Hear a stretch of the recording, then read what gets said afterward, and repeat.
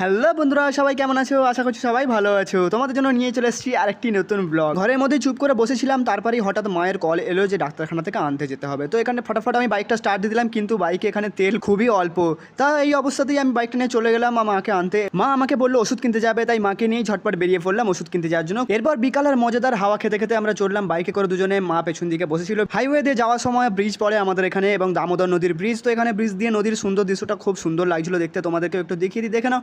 তারপর আমরা এখানে কুলগাছিয়া রেল গেটের সামনে দাঁড়িয়ে পড়লাম। এখানে ট্রেনটি পাস হবে বলে গেটটা আমাদের এখানে বন্ধ রেখেছিল। তো এখানে আমরা অপেক্ষা করলাম যতক্ষণে ট্রেনটি পাস হয়। এই ট্রেনটি পাস হওয়ার পর দেখলাম আবার একটি ট্রেন ওই দিক দিয়ে পাস হচ্ছিল, সেই জন্য গেটটা খুলছিল না। এখানে বিরক্ত লাগছিল দাঁড়িয়ে দাঁড়িয়ে।